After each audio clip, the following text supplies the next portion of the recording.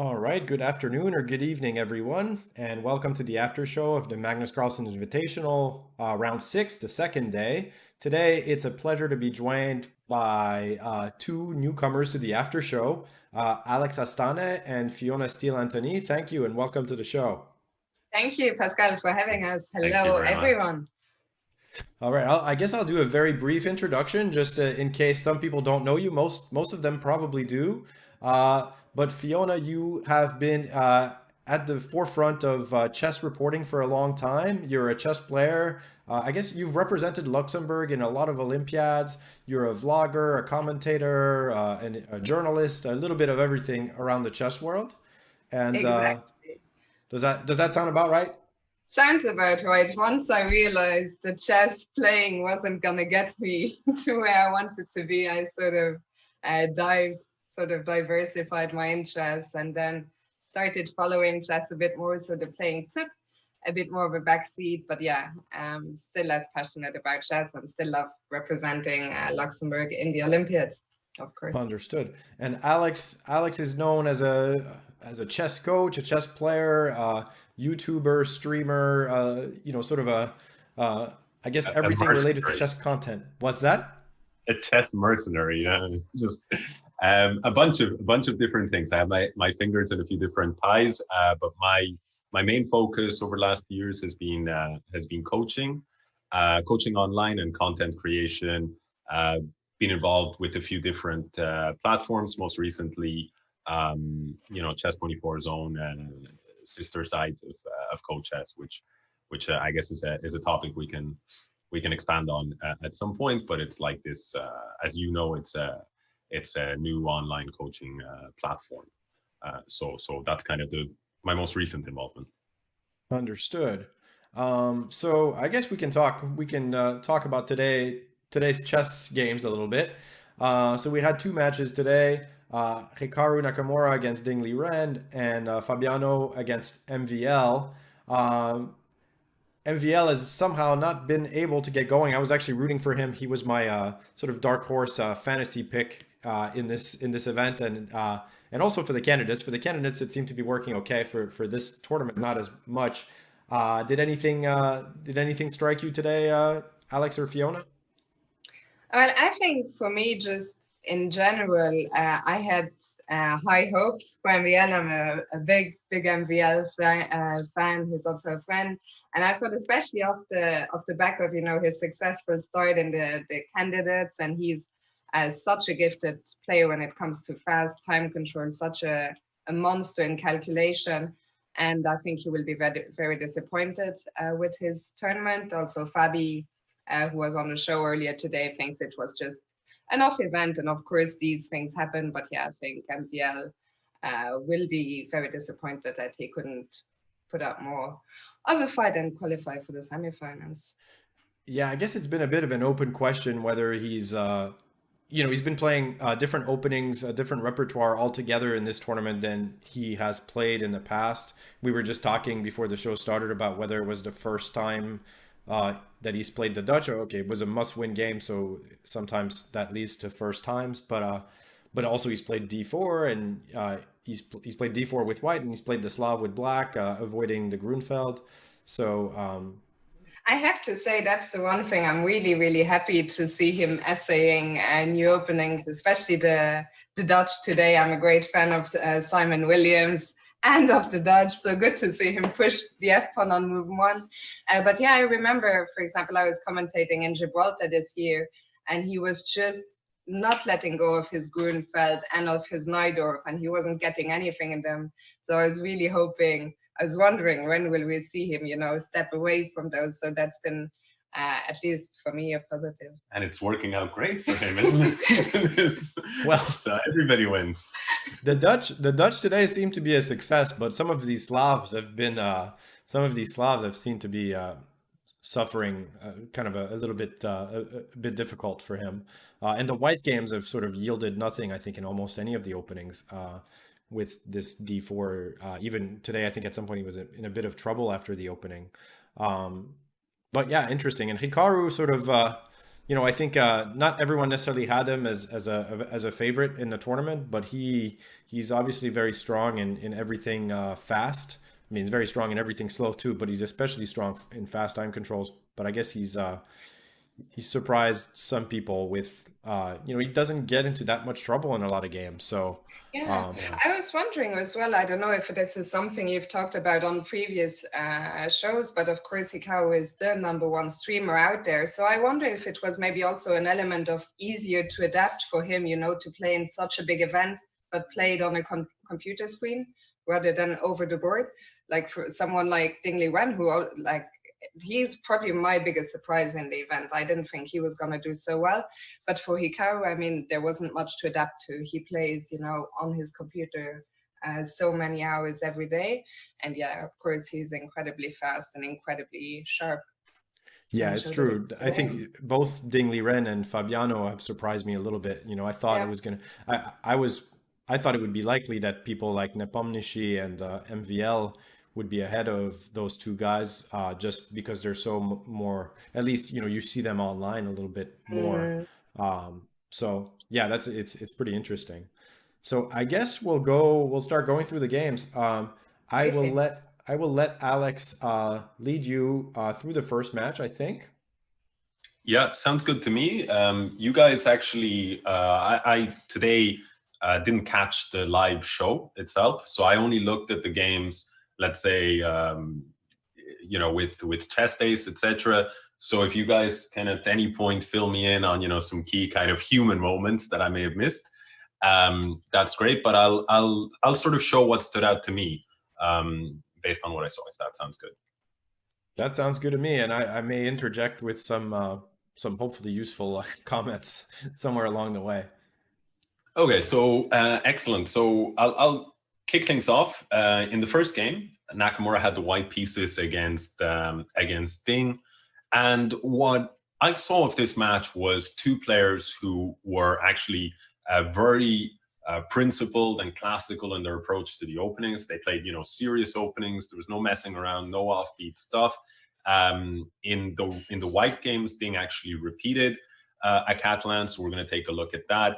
And overall, I think both players had their chances in what was, I think, for the time control, I think a very accurate and very sort of principled, serious match. So let's dive in. For me, the first thing that stood out, if we look at game one, is after the first few moves, we see with knight f6 comes the option to do a Berlin defense. White rejects, going into an endgame or anything like that might happen with castle and plays d3, very common nowadays. And up until move 9, everything is very normal here. I've had this position with both colors myself. And sorry, up until move 10 rather, 9 a4 played a5. And then this move was the first moment that surprised me, this Hikaru's next move, h4. This is seems like a new idea, and to me it just feels that it's almost there's almost like an element of mocking the current state of affairs in the chess world with Leela. All sort of high-level chess players know that Leela is kind of the latest, the hottest thing in terms of engines. It's based on the sort of work by Google's DeepMind and AlphaZero. It's like the free version of AlphaZero, and it always seems to like h4 across so many positions. So nowadays we're seeing so many h4 moves. In situations where a few years ago we wouldn't have seen them. Maybe Pascal, you know more about this move, but I don't really understand this move h4 at all. And in the game, I didn't see what Nakamura actually got out of this move. So. Yeah, it was like you. I thought it's become almost like a mockery of the idea that Leela likes to play h4 in every position. But in this game, I don't think it was especially convincing. It wasn't entirely clear. I mean, it seems like the black setup usually involves like playing f6 and sometimes knight f8, sometimes b6, bishop a6. I didn't see what was the idea, and maybe it's telling that in the next game, I think in the next game they get this where Nakamura has the white pieces, he played bishop e3 instead, which is a more normal looking move. And I mean, I don't think there was anything wrong with h4, but it is sort of curious, and it's not exactly clear what he achieves with Can I it. ask one question? Would you guys think that there's any chance at all that h4 was a mouse slip? Because if this was like a blitz game online, I would think that was a mouse slip, surely. Right. You might be right. It could be h3. Like we have It's- barely seen any mouse slips, have we? It's true that h3 is sort of Typical, a typical move. Yeah, so it's a good question. Although I think I did sort of listen to the interview that Hikaru gave after the match, and he didn't see, he seemed to He didn't say he seemed to anything. at least act like it was intended. So even though all the commentators like Svidler, everyone couldn't quite give a reasonable explanation for the idea behind it. Yeah, and we haven't had a lot of mouse slips. I think the closest thing to a mouse slip was MVL's explanation of when he played bishop f5 in that Armageddon game, which we all spoke about the day of, and Alex, you had given me this this interesting sort of bizarre variation with king e7 and king instead of king d8. But when MVL was asked about it on the French show, he said that he thought that Ding was going to play e3, didn't pre-move bishop f5, but sort of had like the mouse like ready to let go. And then when the move came, he tried to bring it back, but instead he just dropped it on f5. So that it was not like it was. So it's not exactly a mouse. It was not like a pre-move, but it was almost a pre-move kind of slip. So. All right, so I guess we'll go back. So Alex. Yeah, so after h4, Ding just kind of plays normally. He goes b6, solid move, and the rest of the moves here just seem like this kind of maneuvering that at the very highest levels, maybe they understand what's going on, but every time I've got an Italian game on the board, I'm always doubting, what's the right order, etc. So they're shimmying their pieces around, but I'm not seeing anything too great. Just some typical maneuvers, good control of the center, establishing the knight on d4. Position looks very comfortable for black. Developing the pieces. And the first moment that to me really caught my eye again was around move 36. So we can sort of take the game to that position. There's just some kind of maneuvering. But here on move 36, when we'll allow Pascal to get to that position. So here, on move 35, black plays h6, and white goes queen e7, and suddenly this is a moment where the position is still objectively balanced, but black somehow white has, at least it's my impression that white Hikaru has outplayed black a little bit here. He's got to worry about c2, but there's a lot of pressure on the king side, and under this pressure, Ding starts to go wrong. He plays this move rook c6. There were some other ways, like maybe queen c6, trying to stabilize the situation. But he goes rook c6, trying to get the queens off the board, and suddenly a huge move. White's next move is just is extremely problematic. Knight g6. And so the point is, if you swap the queens, knight takes e7, both rooks are hit. And so you're down in exchange. At the same time, there's some pressure on e5 here from the knight on g6. And if you allow white, if you just sit and try and pass here as black, one of the powerful plans that white has here is just go rook g2, go g4, go g5, gradually make progress on the king side. And there isn't that much going on for black because white's only target is c2. Otherwise, it's a really healthy structure. And c2 is not enough, and white can actually beautifully control c2 with his rooks while making progress on the king side. So position is really problematic. And after knight g6 here, Ding already collapses with this move bishop g4.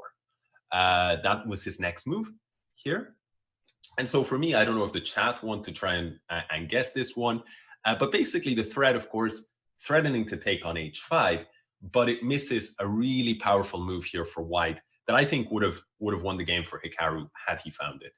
So I don't know if the chat wants to field it, or Pascal, if you yourself Have not seen it. I'm not sure if you have or haven't. I have seen it, and I have seen it. So I heard Hikaru talk about it a little bit after the game. So Uh, I would be cheating if I said that I'm finding it right now.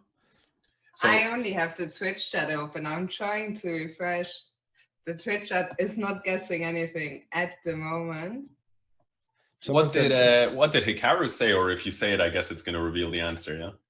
well, Hikaru just said that he completely missed it, and that I think he thought that he had chances in the resulting endgame, and so he just didn't really look for an alternative, and he maybe overestimated that endgame itself. But yeah, he just missed it, and then said that if he had played it, that it looks like he would win. He would win, even though he still has some work, is what he had said.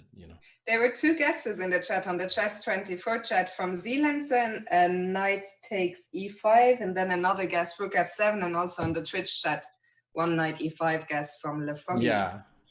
So we gotta keep watching this the c2 pawn, and the knight is defending the queen, so we have to be careful with moving the knight.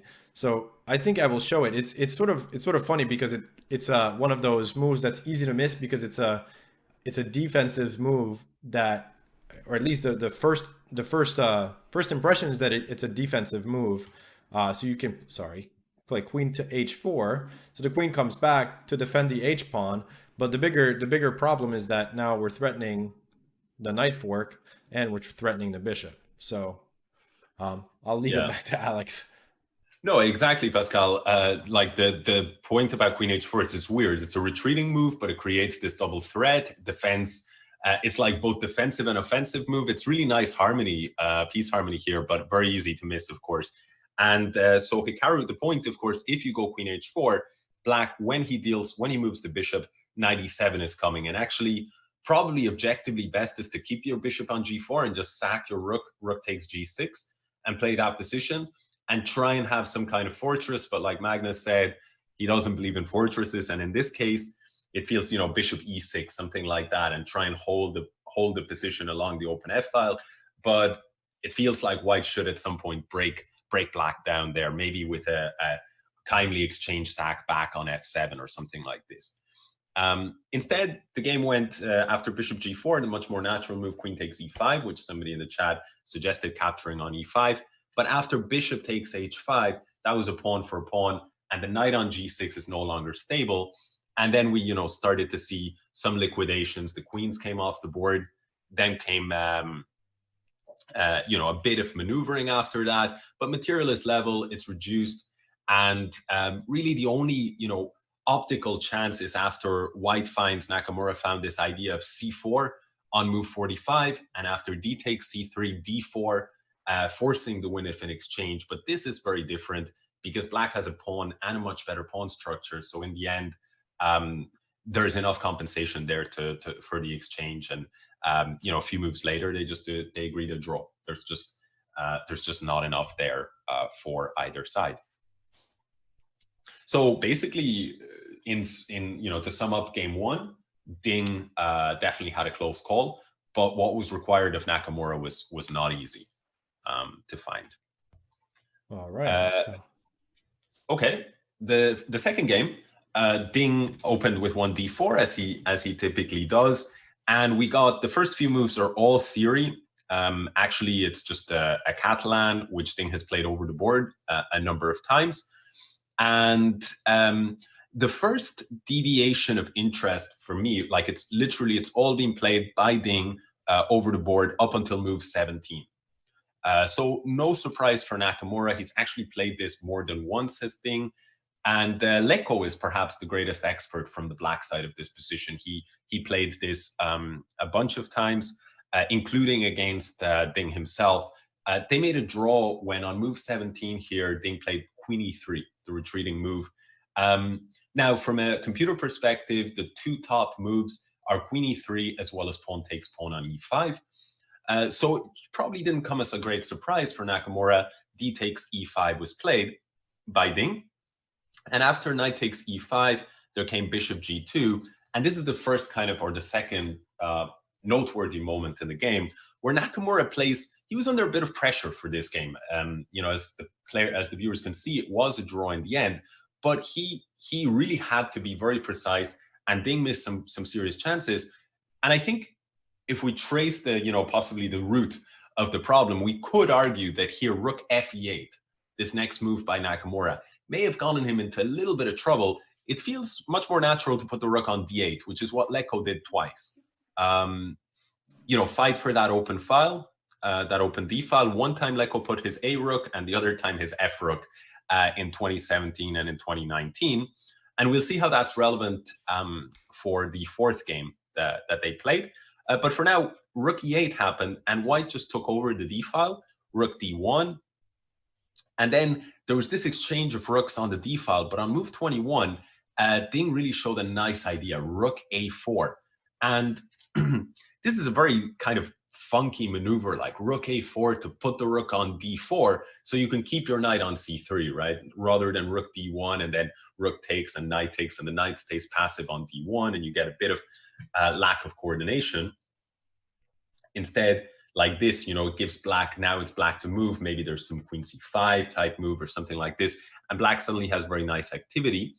But on the other hand, Rook A4 is maybe the best move in the position. So really precise play from Ding. He's obviously studied this position. Nevertheless, the game moves forward a few moves. And for me, you know, Nakamura stays more or less in the balance. But if you watch by move 25, if we sort of look through the next few moves and we get to move 25. I did want to interrupt you for a second, if you don't mind, just because someone in the chat before the show even began asked about Nakamura's choice of playing the Queen's Gambit declined over and over again, saying that he's not getting much out of it.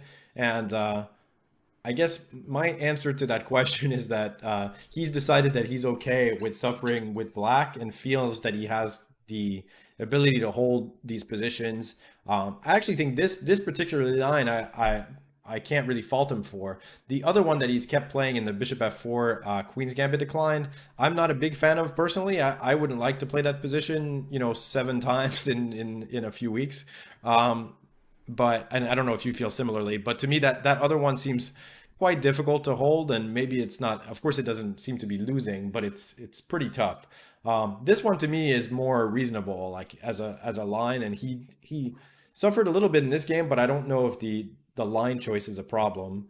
And okay, I mean, clearly he's very strong, he's well prepared in these lines, and he feels like he can hold, and that's good enough. I also think he's not afraid. Like, he's not afraid to get into Armageddon. If he gets there, I think he feels he's the favorite every time. So I think he's not worried about the quicker time controls, and he's okay drawing with Black, you know, even suffering a little bit to draw. So. Yeah, I mean, to me, I think like I don't have anything to add. I think that's exactly what's going on, or anything major to add. I guess the one thing I might throw in is, you know, Hikaru has always had, I think, a diverse range of interests. He's always, besides chess, and nowadays, of course, he's a chess ambassador in addition to being like a chess player. And so, you know, how do you maintain a diverse repertoire at the elite level? Sometimes it's the more practical choice to just have a narrower repertoire and just stick to your guns and then just refine it over time incrementally. Maybe some of this is going on. That makes sense to me as well. Okay, so where did you want me to pause here? So after move 25, Rook takes E4. Suddenly this position is a little uncomfortable for Black, because, you know, your knight is attacked, and what do you do if you play F6? You're definitely weakening your light squares. Not ideal when you've got that bishop on G2. If you play a move like knight G6, Queen C7 is coming in, and that's hitting the rook on D8, the pawn on B7, and you're in trouble. So, you know, Nakamura was forced to choose either between F6 or Rook E8, and he went Rook E8, but it's not ideal because you're pinning yourself and your Rook on E8 isn't defended. So now the knight on E5 can't move for now. And there followed B4, grabbing a little bit more space, hitting the Queen D6. And here, to me, I thought the maneuver Rook D4 by Ding here, instead of H4, I'm not sure if H4 is necessary. Rook D4, Queen E7, keeping everything together. And queen d2, just dominating the d file, threatening to push with f4 at some point and go rook d7, f4, e4, e5 plans might also be strong. And this seems really uncomfortable because white has a real grip on the position. So for me, it felt like there was a chance there. But the biggest chance of the game, so if we fast forward, instead Ding chose to move h4, h5, bishop h3, g6, rook d4, queen e7. So we fast forward a few moves, just a bit of shuffling around, and we get eventually to move 35, which is, you know, the key moment, one of the key moments of the game. And Ding here goes for a really flashy, nice move, bishop c8. But maybe this was, you know, the idea behind bishop c8, of course, is if you take the bishop, then the knight on e5 is falling. I want to capture on b7. If you go rook e7, I'm going to take on b7 anyway. So in this position, rook e7, bishop takes b7, the rook is overloaded. And so it's not easy at all for black to find a solution. I have to praise Nakamura here for finding the only move in this position, which is beautiful. It's queen d1, just covering everything. And the point is, if you now take on b7, we've got queen d5 check. And after king g1, you've got queen b5. So you've got this crazy nice maneuver, which, Pascal, given how quickly you drew, I think you were already, either you spotted it very quickly or already familiar with the maneuver, because at least for me, it would take me a very long time to find it. It's because I watched it and I looked at the game before the show. So it's don't think it's my incredibly rapid eye. It's that I looked at it before. So yeah, so really nice defense, and shows, I think, one of the major strengths that Nakamura has. But maybe instead of bishop c8, and this is super tough, so difficult for a human, maybe bishop d7. It looks a little less flashy, but the point is, again, knight takes d7 is not an option because we're taking on f7 and the king is dead. And if you go rook e7, and then after rook e7, then you put the bishop on c8, the amazing thing about this position is we're threatening to take on b7. It's like we've given a tempo for black, an extra tempo, and we've put his rook on e7, but somehow this is actually more problematic for black because he doesn't have a good way to defend. And now the difference is, if you try the same thing that black tried, queen d1, now I go rook d4, your queen has no better square than to go back to e1, and then I go rook e4. I'm hitting the knight here, and you're in real trouble. And then the only move for black is knight g4, relying on the fact that if you take the rook, you've got to take on f2. Black takes on f2, and it's mate. White is the one getting mated. So now you go rook f4. And the whole point of all of this crazy maneuvering is now white is threatening to capture on g4. The e2 pawn can never be taken because f7 falls, whether you take with the queen or with the rook. And in the end, you know, white just wants to take on g4 at some point, force h takes g4, and then just, you know, take that g4 pawn and convert after 100 moves, right? This is like, if you're a supercomputer, this is how you're playing. But I mean, this is just, I think this would have been superhuman, right? Ding would have, I mean, even a 2800 player like Ding, who's tactically phenomenal, I think to spot these kind of subtleties in a rapid game is just too much to ask from humans. Yeah, that one seems impossible. Yeah, just straight up impossible. But it's amazing that that's probably the best way that Ding had of pressing. I think what Ding did, bishop c8 on move 35, going back, was a great choice. I think that most human players would be proud of. Queen came to d1, only move, which was really nice. And after rook d4, black here went queen a4, and he's still very much in the game. But he did allow himself to. He did wind up under a little bit of pressure, and actually he went wrong. And by move 39, Ding once again had a fantastic chance. Ding played f4, not the only move, maybe not the best move, but it was good enough. Black tried the move c5 in response, best resource possible. But now, when caught between a couple of different choices, whether to take the pawn play b takes c5, play queen takes c5, or the move he chose, which was queen d5. He chose the inferior endgame.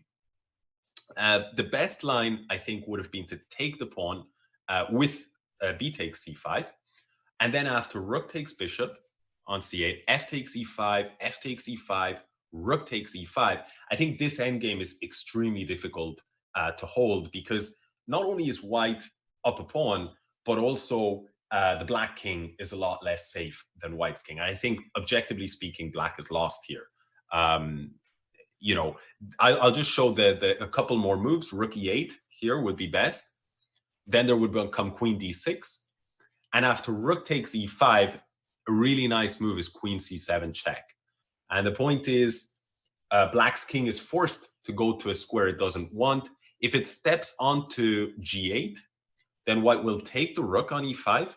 And after you take on a5, the pawn, black finally gets his pawn back, but queen b8 check is game over because the b7 pawn is falling. So very, very complicated lines. Again, Ding had to work out all of these variations. Unfortunately for him, he chose to move queen d5. Yeah, there was one other variation that I looked at I thought was pretty amazing. And this variation that you just looked at, you were looking at f takes e5.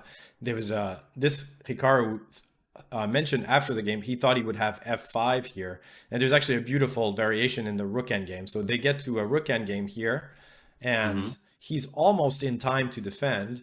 But after, so he's got, now the pawn is queening unless you play rook c8. So you play rook c8. But now there's this quite beautiful maneuver where you play rook b3. So you're threatening to take the pawn with check. So if rook e8, for example, I guess rook takes b7 check, and then probably just rook b6. You'll be up a pawn, and you have a strong passed pawn. So there's rook c7, and now rook to d3 with the idea to play rook d7 check. And without that, I think black might be able to bring the king and have a similar endgame to the game and do okay. But here it looks like it's probably just losing. So kind of amazing. This variation was really interesting.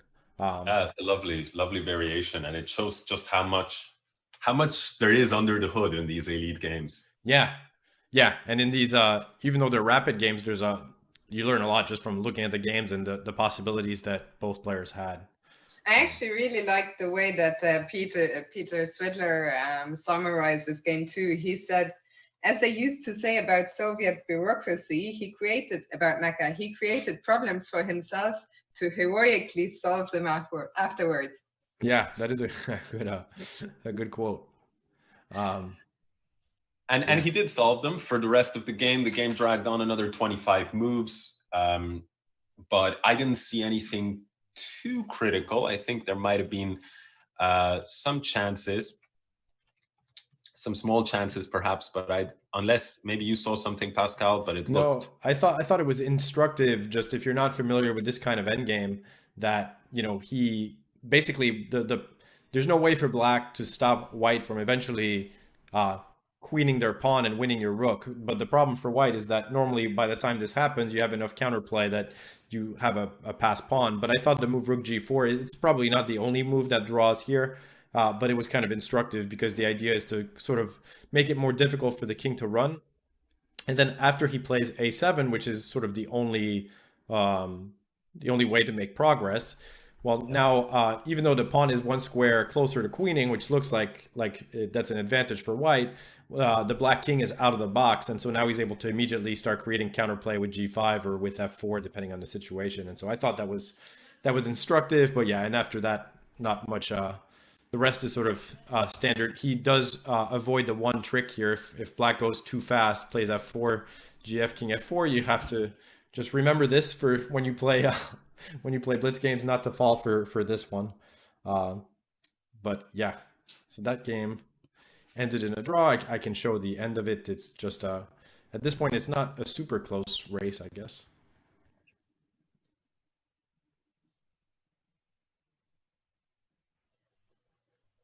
And they ended with bare kings. So, all right. So but now, yeah, impressive. I think very, very impressive defense by Hikaru. Yeah, he looked like he was in some hot water there for a little while. All right. So game 3. So game 3 saw, as you correctly pointed out, a repetition of the Italian game. So both sides repeating with white, showing this propensity, but not repeating this h4 experiment, as you were saying. Instead goes bishop e3. And again, we get one of these maneuvering Italian games where we could talk about this position for hours and hours. But the first moment that caught my eye was on move 16. White went h3, and we've got a pretty typical equalish kind of complex position. But suddenly black takes his knight from d7 to b6. And the problem with this is that after a takes b5, c takes b5, you've got this pawn on b5 that's a little bit loose, and you've got this queen on h4 that actually has the potential to get trapped. And so white could have leveraged this with the very clever move rook f5. If he had found this, then Ding was in trouble. The point is, white just wants to take on b5.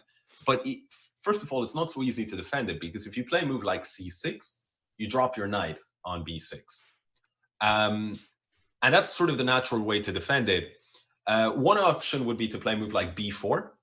And here, maybe the black player would expect that white will go knight to c4 or knight to b5, and then black is okay. He can just, chop the knight on b5, let's say, and get an equal position. But the point is that queen on h4 we mentioned. Bishop g5 here would have been crushing. Now black only has one square, which is g3, and now very nice point, knight f1. So you hit g3 and you cover against h2 check. And the white kingside pieces have basically just corralled this queen on g3. So rook f5 was a really nice shot that I think, I think a very high percentage of the time Nakamura finds this kind of idea. He's such a beast. And Pascal found another. You didn't talk about g6, but I took a sneak peek at his notes. So yeah, g6 hitting the rook. Okay. And once again the queen. It's the same sort of idea that just if he tries to attack the rook, bishop g5 is we trap it in the same way. So it's I'm surprised. I'm sort of surprised he didn't spot that one, because that is right up his alley to find tricks like that. So 100%, 100%. But lucky for Ding, he lived to tell the tale. White chose instead queen f3. And then again, more maneuvering happened. I think his next, again, Nakamura was given a chance by Ding on move 22. I think d4 would have caused some quite serious problems, because again, the queen on h4 is really misplaced. You have to question whether that was such a good idea, because black is not attacking and the queen is so vulnerable. For example, one sample line after d4 would be b4. And I checked this actually with Leela, and Leela, who sometimes tactically is a strong engine, but sometimes tactically misses a point. And so it doesn't see this until the last second. White can go after b4, knight d5. And here what Leela wants is knight c4. So knight c4, and after knight c4, bishop f4. And here, only now does Leela realize, whoops, black is in trouble, because Leela's original intention, the computer, wanted knight takes d2. But if you go knight takes d2, here white goes g3. And once again, the queen on h4 is just corralled. So some really nice ideas, similar theme. And if after d4, if we go back to move 24, instead of knight takes d2, so knight c4, bishop f4, if instead of knight takes knight here on d2, black tries something else, the problem is, the pawn on a4 for black is hanging. The knight on c4 is a bit weak. The bishop on d6 and the pawn on c7, that construct is a bit vulnerable. So knight takes c7 ideas are in the air. And the queen on h4 is vulnerable. So it's like black's entire position is collapsing, whereas white's pieces are all really well placed in the center. Yeah, it's interesting variation. I hadn't looked at that one at all. So yeah, so it's quite crushing, but very complicated. Once again, instead of going for that, white chose on move 22 knight f3, offering some simplifications. And after that, the knights came off the board, the queens came off the board, and they played a few more moves. But at this point, the game was headed to a draw. both sides have sort of their trumps and they quickly repeat it. So that was game 3, and it set up game 4 where it's Nakamura with the black pieces having to defend against Ding. So in the interest of time, let's dive into that one immediately. So yeah, they repeated in both games. This may be the only match where both sides have repeated both. There's been two very similar openings. Yeah, so they repeated everything. But the thing that caught my eye about this game is that on move 17, White Ding repeats with D takes E5, Knight takes E5, Bishop G2. But now on move 18, Nakamura actually plays Rook AD8. So the question is, did he actually look it up after? In between rounds? I think they look it up. I think if I'm pretty sure he did too. Yeah. I think if they play something which they feel something didn't go quite well, they have, I think, 10 minutes between games. Is that correct? Something like 10 minutes, yeah. A few minutes anyway. Enough minutes to check that if you want to repeat, I think, the same line. Like he must have known something wasn't quite right there. He got an uncomfortable position, and then. Yeah, I'd say that's probably what happened. And I guess they also have helpers, like Hikaru has been working, what's his name? Pascal, you know this. He's been working with the same guy forever. This guy, Chris Littlejohn, I think. Exactly, yeah. So I wouldn't be surprised if each of the players had, 1 or 2 people on call who follow the games, and then just in between, like I doubt the players have to look it up themselves. I guess they all have some sort of helpers who will do this work for them. Yeah, that would make the most sense actually. So whether Hikaru got the advice or looked it up himself, he went Rook AD8, probably the best move in his second game. And what's interesting is he held that position. I mean, this time around the rooks came off, and Ding, he tried the same idea on move 21, lifting the rook to A4, but it's got a lot less sting when black has this active rook on D8. A lot less Ding. Sorry, Pascal. I'm sorry. Right. You guys should make fun of each other sometimes. So black here tried. So Nakamura, he just went Knight G6, and then White went Queen B4. And Ding's actually playing. I mean, he's probably studied this stuff because Ding's still playing like very computer-like. But there was a bunch of maneuvering in the position. But I really like on move 23. Black just goes Knight E7 and then plants that knight on D5. It's a very strong knight, and then kicks the White Queen back to B4. So we're on move 25 when White goes Queen E1. Actually, can I just say, this game I was actually watching live earlier, and it was funny to see even the likes of, Bishop was really confused about this Rook A4, Rook A1 maneuver here, and he was saying actually, and that this plan was so deep that Ding probably doesn't even understand himself what he's doing, because it's like even to the eye, like it felt difficult to. I mean, even the guys, Sasha, Peter, everyone was confused as to what was going on here. Yeah, I mean, okay, the engine gives it as the top choice, so Ding has probably worked out why. But it's very tough to play this position accurately the second that you run out of theory.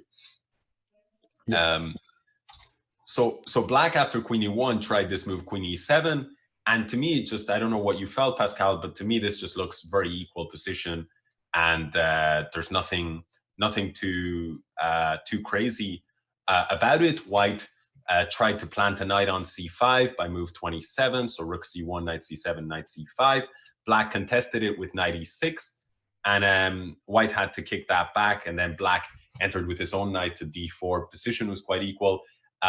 White here then went E3, which allowed a small little tactical shot, Knight F3 check, liquidating pieces, and again, that rook on the D file very well placed.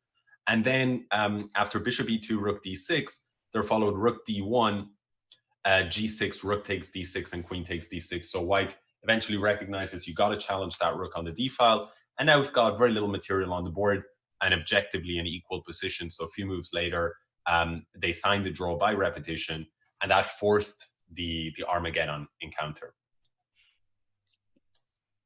So in terms of the Armageddon encounter, Ding tries something else. He tries C4. I just wanted to say one thing in terms of the Armageddon. So I heard that Hikaru actually won the toss.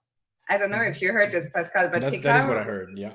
Hikaru was streaming yesterday, and he said on his stream, in the future, whenever I win the toss, I will always take white.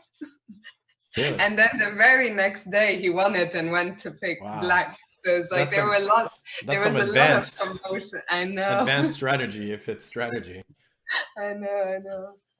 Deceiving everyone. But yeah. I think not surprising especially against Ding. Like, he's a player who's so hard to beat. I think it's not surprising at all that he and I think also Hikaru, I mean, to me, he's so fast that having the minute less, exactly. And he likes to play these super solid positions that like it takes 100 moves to beat him in, and so try to make 100 moves with that little time on your clock, and he's extremely fast. So I'm surprised that he would say that he would only ever take white. I know, yeah. But maybe he'll take white next time. Who knows? We'll see. Yeah, I mean, I agree with you guys, and this game certainly would encourage him to keep on taking the black pieces. Ding tried c4, which is very typical when you want to win, right? Keep it flexible. But they followed a bunch of theory up until like move 15. So you've got this typical position where very typical English position. A lot is going on, still a lot of pieces on board. White has the semi-open C file, but black has really well-placed pieces. And actually black has, to be honest with you, had a really successful opening here, especially when white has the pressure to win. And Ding here, I think, must have run out of theory, because his next move, rook d1, is quite weak. The point is, when black played now knight d4, he jumps his knight after rook d1, knight d4. He jumps his knight to this beautiful central square. But especially if it's an Armageddon game, you really don't want all these pieces to come off the board. And so what was interesting is I saw what other high-level games have reached this position before. And there was a blitz game in Berlin 2015 between Tomaszewski and Kariakin, two super strong grandmasters. And if Ding had been familiar with this, he might have given this a shot, because instead of rook d1, rook c5 was played by white in that previous game. And the point is here, after knight d4 sort of invites this move, white has a beautiful idea. So it didn't happen in the game, but for me, I thought it was very nice. Rook takes bishop on d5. And the point is, after queen takes d5, or sorry, rather knight, queen takes d5, knight takes knight. So you're up a couple of pieces. And if knight takes e2 check, here, intermezzo, king h1, queen takes rook on d5, knight d4. And white went on to win this game because he's getting that knight on e2, and he's going to have two pieces for the rook. So actually, rook c5 is a really nice move, because objectively it's the best move. But it also has this tactical poison that Kariakin fell for.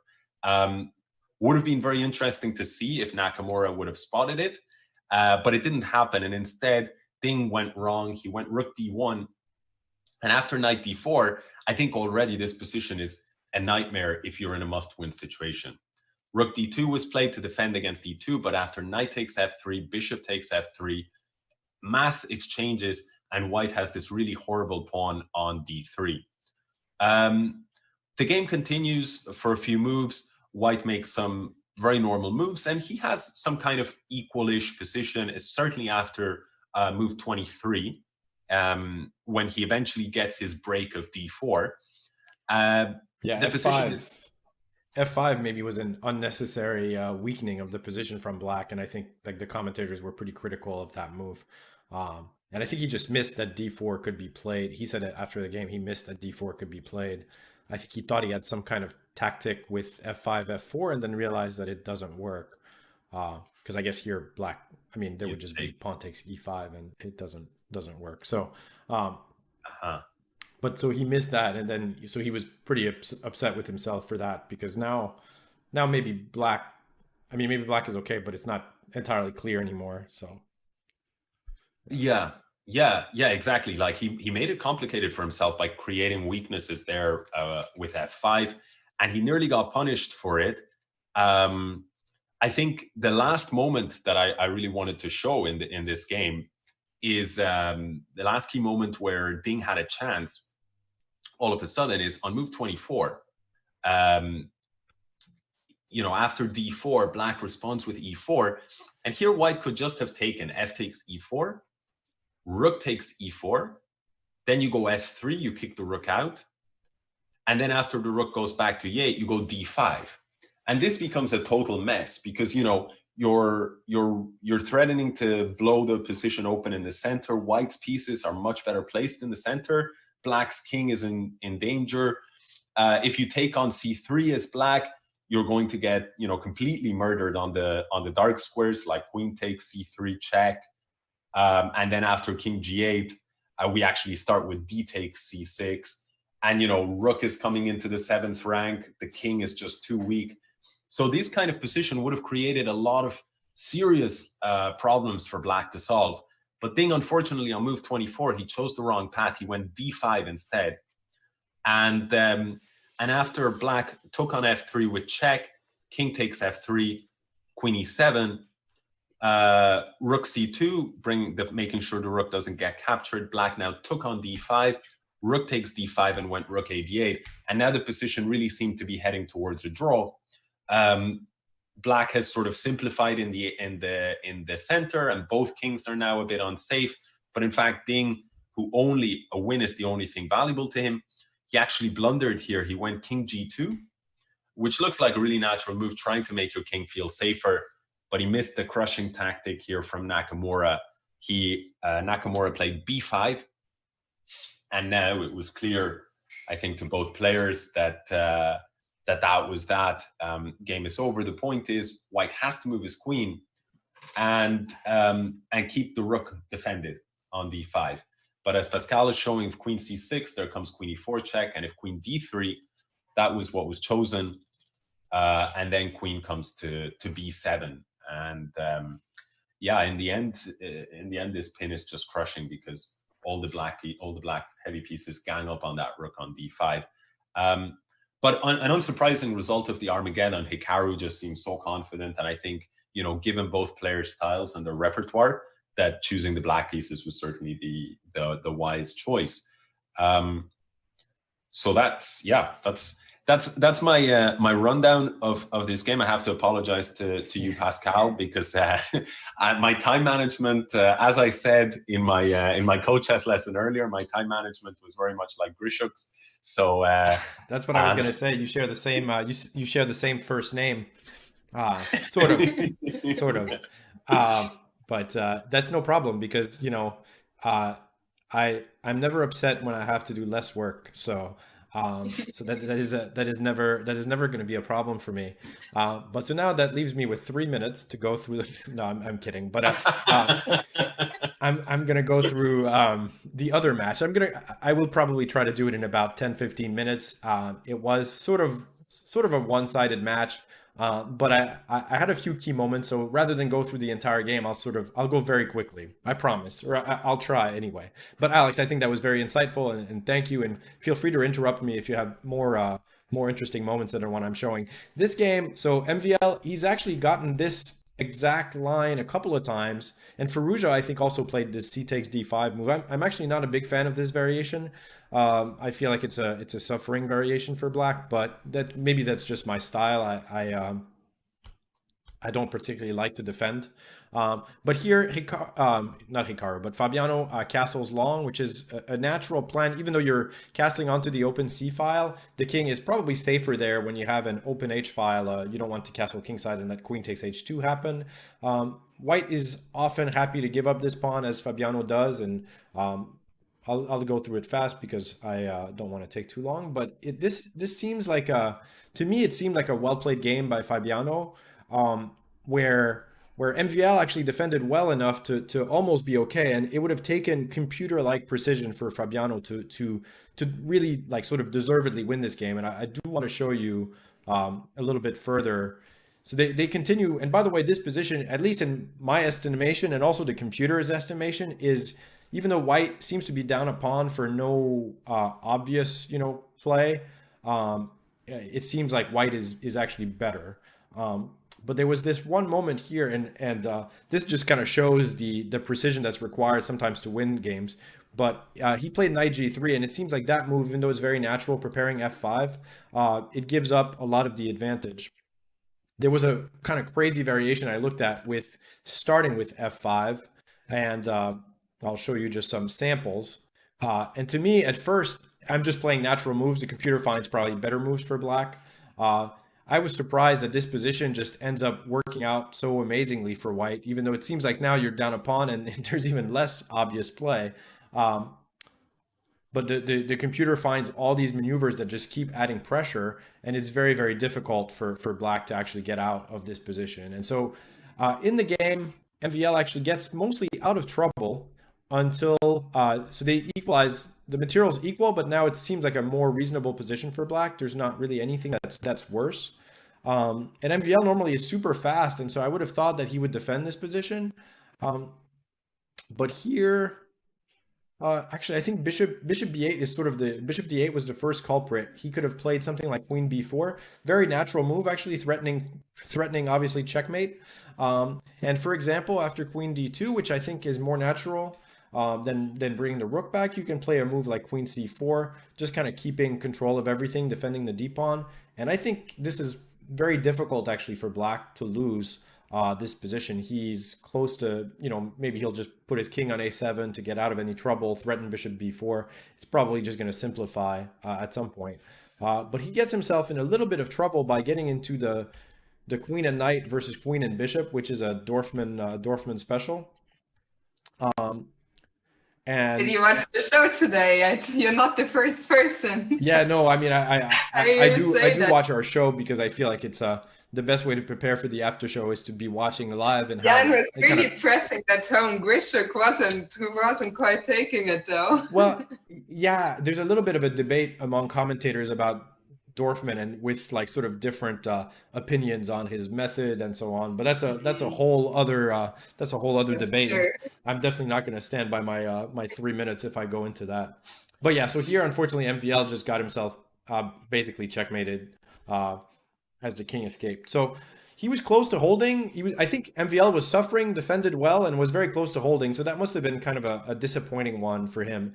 But then game 2 really didn't go his way, and I think it seems to me like he's experimenting with d4, maybe looking to get experience, but he doesn't have everything worked out yet, because this is a fairly standard, this bishop f5 is a fairly standard opening move, and there is a plan that starts with g4. G4 is, I think, maybe the most popular move here. And, black normally goes bishop e6, and it goes on. H4, I think, is actually a novelty, but I'm pretty sure this is not the kind of novelty that he had prepared. It's just something that, let's just throw the h-pawn up and see what happens. And I don't know that his position was horrible, but it seems like something went wrong quickly here.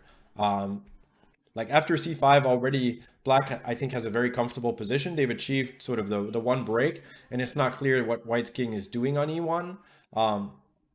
And he just gets into a worse position here very quickly. Fabiano spots this very nice maneuver with bishop b4. The idea is not just to attack the queen, but force the queen. So the queen can't go to a lot of squares. If it goes to e3, which is maybe the most natural, then rook e8, and it's uncomfortable. It might not be terrible, but it's uncomfortable. Maybe we take on c1 first, actually. Or maybe the other rook to e8, yeah. Because on rook fe8, we could probably take on c8. Sorry, I'm talking fast. I'm probably... I should probably do fewer variations. But here after queen d3, knight e5, he's got problems. And I think if Fabiano wasn't entirely satisfied with getting 2 points in this match, he might have played this game much more ambitiously after he gets this position. Because this just looks like an opening gone wrong for white. He still has chances to hold, but it's not even easy. But here Fabiano kind of made I think a practical decision that he was okay with a draw. And, if he was playing to win, then he would probably move his queen somewhere, maybe b5 or c6, and then play bishop d5. And, like, let's say, I don't know, something like this. We get a position like that. And this is just a tough position for white to hold. The king is weak. The pawn majority is fluid. Not a fun position for white by any means.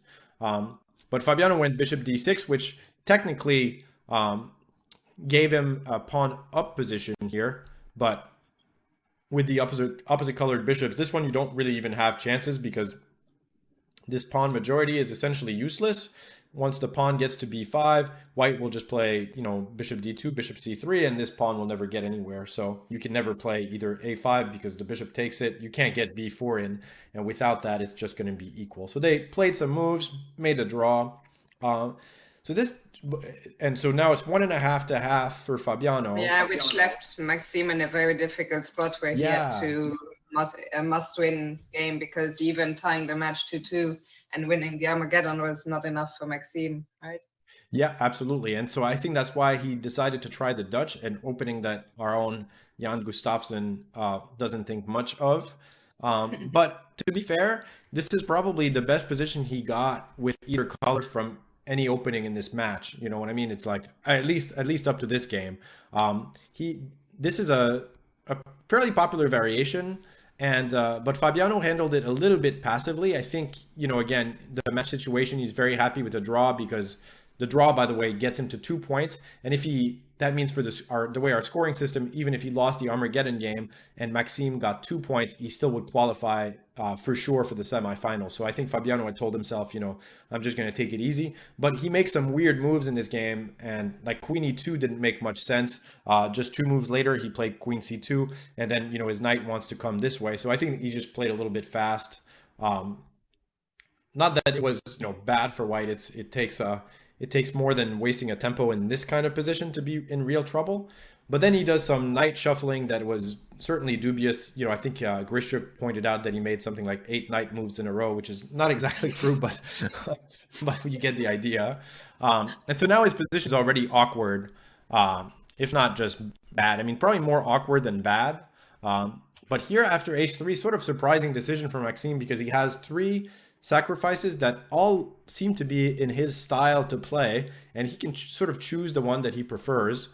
So there's knight takes f2, which is maybe the one that you always look at, when you have knights in this kind of structure, and it certainly seems interesting and worth a shot. Play rook d3 here, and it's an awkward position. You have a pawn already for the 2 pieces, and the possibility of piling up on the d file. So I looked at this a little bit. I don't think it's incredibly clear, but it's certainly playable.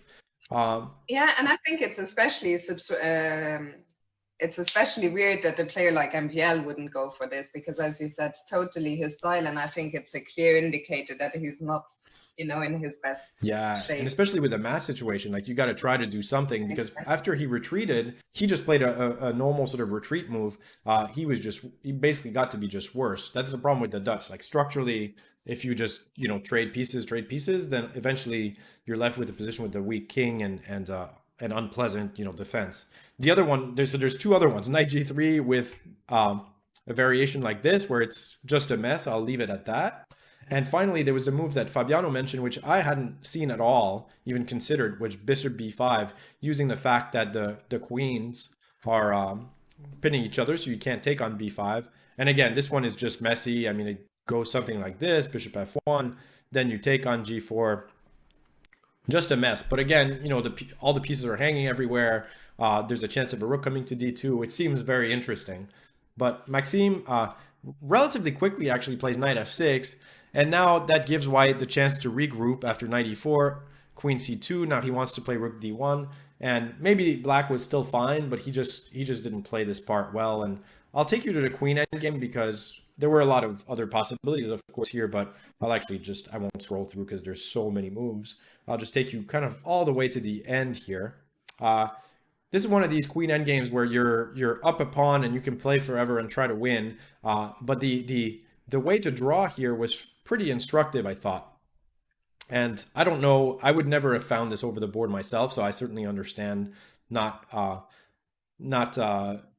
finding it for Maxime. Here he played he played king g7, and after queen e7, king h6, well, they repeated one time, but after e7, now I think he's lost. So because the king is too far, so the king can never come back to g7 because we'll make a queen with check, and you can start checking, but basically the white king sort of walks itself up to the top of the board and it wins. So interestingly enough, the way to hold this position was to play something like queen f5, king e3, and then play king g7. And the idea is actually amazingly, well, I thought this was amazing. People might not agree always with my logic, but the idea is to play king to f6, threaten to take the e pawn, force it to move up, and then we have the king on f7, and that's fine. So it's Very nice. it's pretty amazing, Yeah. I thought. So for example, like this, e7, king f7, and now you're holding, because the queen doesn't have any useful move. If you go queen d8, we can play queen f6 and take it.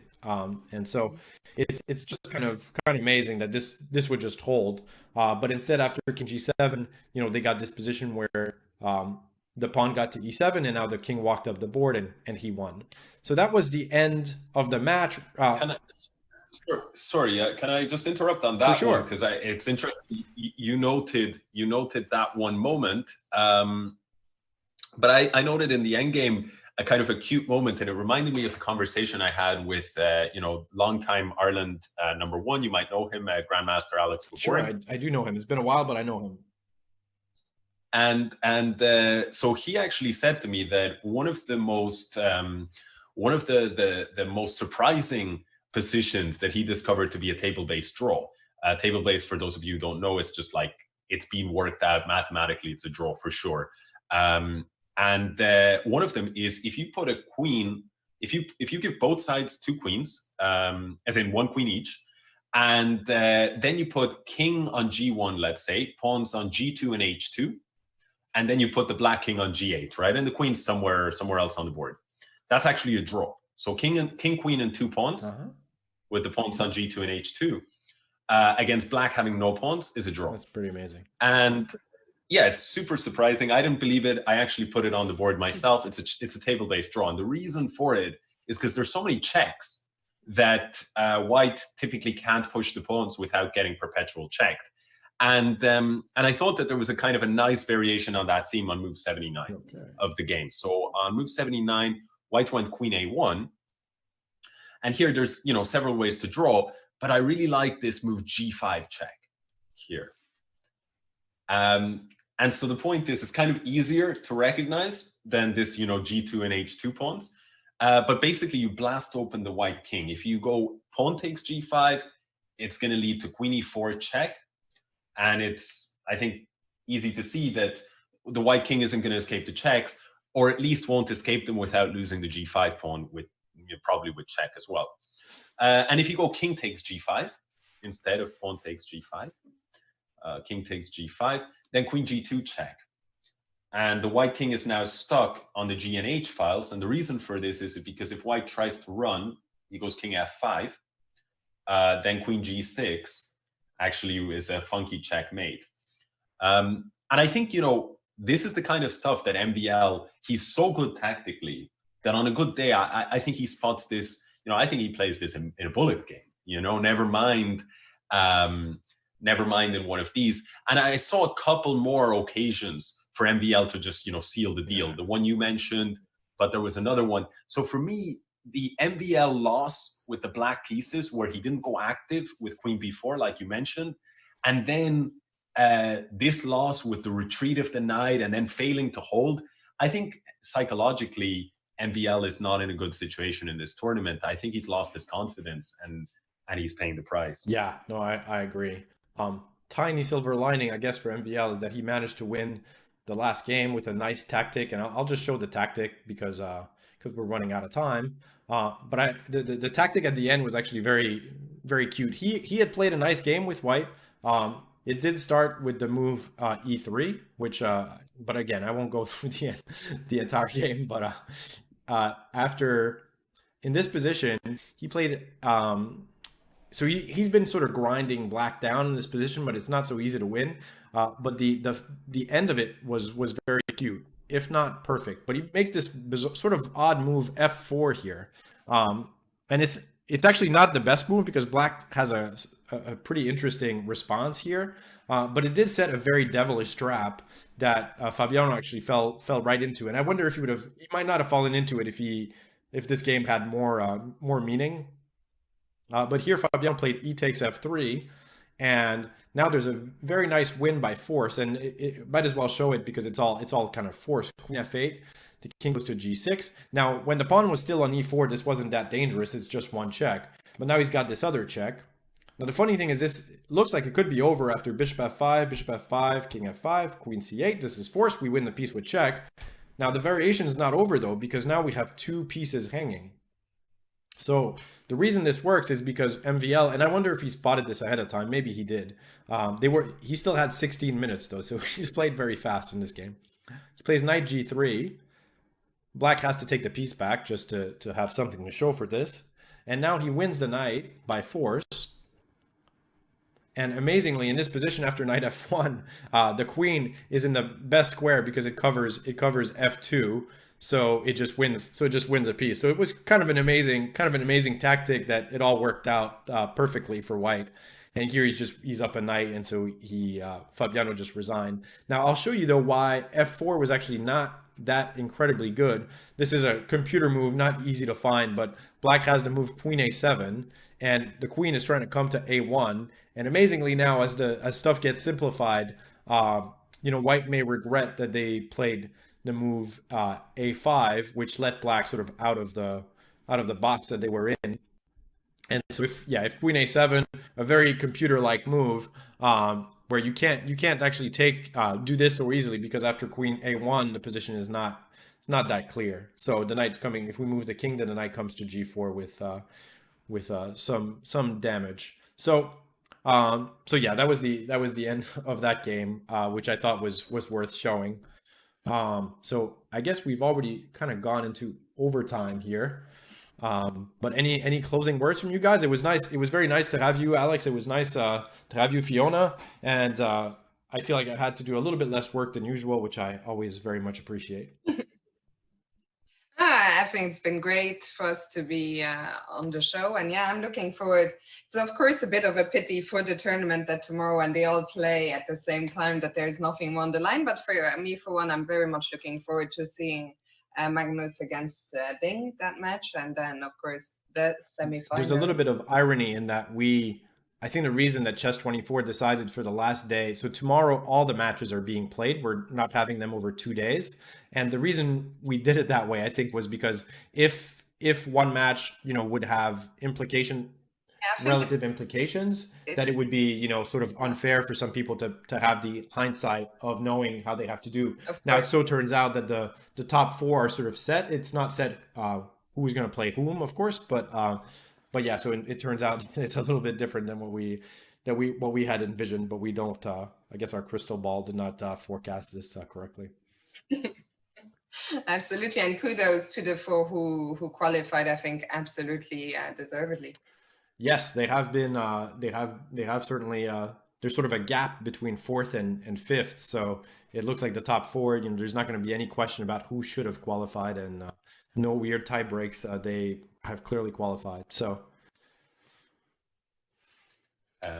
I just wanted to say, I don't know if you wanted to still talk for a minute or two about coaches. Yeah, sure. Or if we should do that for another Sure, time. Alex, you gave a lesson on coach chess. I don't know if Fiona, you've used it too, but I'm happy to let you talk about it a little bit. No, I haven't. I just thought it's less awkward maybe if I bring it up, but I wasn't sure if we're under time pressure, if there's another show scheduled. No. Well, actually, I was gonna sort of use this as my my excuse of sorts for throwing the analysis off whack. So apologies to any viewers who are a bit disturbed by the fact that Pascal had to practice his speed talking as a result of me going getting a little bit too enthusiastic about those Catalans and those Italian games. My bread and butter is primarily as a coach, and so it's kind of hard to take the coaching gloves off, and looking at this sort of key moments and getting carried away a little bit in terms of the analysis. But fortunately, the sort of my recent involvement with Chess24 is primarily with this with CoachChess, which is a platform for coaching. There's a wait list you guys can sign up to. You can go coachchess.com, or I believe coachchess.com, That's cochess.com. And you can see a little bit more about what it's about. Basically, it's the early version of what hopefully will be the dominant platform for the coach-student experience online. I am a coach on it, and I actually did an interactive lesson with a student from Denmark, which is available on the Chess24 channel. So if anybody wants to see instructive content, it was almost 2 hours worth of basically a lesson. If anybody maybe is curious about online coaching but has never actually gone about and never actually seen a lesson, let's say, or tried to get an idea of what it might look like, that might be a video for you. And overall, I'm pretty excited as a coach. I'm pretty excited for the platform because there's a lot of different sites, a lot of different ways that you can coach, from using a chess program, chess software, and Skype, sharing your screen, to using any of the coaching options across the different playing platforms. But there's never been a platform that is dedicated only to the coach-student relationship. So that's pretty cool. Feels like we're not, being left in the dark as we have in the past, where you have to kind of put together some kind of way of organizing the online lessons. And so what this platform has is, it has coach student marketplace, it's got a database, it's got a voice call, video call, more or less all the features that are needed for an all-in-one solution for chess coaching. That's the idea. All the features may not be there right now, but I've been testing it. I've been doing a few lessons on the platform, and I gotta say, so far, so good, and hopefully more lessons to come. So if you're interested in improving your game, it's definitely something worth checking out. And if you're a coach and you're interested in a more streamlined coaching experience, then it's also worth checking out. And that's kind of that's my plug, so to speak, for Coach Chess. An exciting platform for all coaches and students again. Thanks, Alex, for that explanation. I think it's definitely something that a lot of people are going to want to be getting familiar with over the next few months. So appreciate it. So can I just sorry, Pascal, I'll just add one more cool thing, which is, I think, as a coach, one of the big problems that I face is a lot of students, they want like the lessons to be as cheap as possible. And then a lot of coaches are saying, man, it's really difficult for me to, compete in the marketplace, keep my prices low, but at the same time give everything I've got, give 100%. One of the most exciting features about Coach Chess from my perspective is, in the future, I think it might usher in group lessons on a more regular basis, because it's easier for the coach. If on Coach Chess in the future, you want to do a 10-week course on Endgames, you should be able to sign up. You see it, some coaches offering it, you sign up, you see the dates. Coach Chess takes care of everything. The coach just needs to worry about preparing his lessons. The students just need to show up. And I think for me, that's one of the most exciting use cases coming up. Cool. Yeah, no, I agree. And now, I think it's cool. The features, even as they are now, the database is integrated, the video is integrated. There's a lot of cool things. But I guess for today, we'll leave it at that. And thanks again to both of you, and hopefully we'll see you back on Chess24 very soon. Thank you, Pascal. Thank you for having us, and thanks everyone for watching. And we'll sure see you soon. All right, bye. Thank you, Pascal. Bye.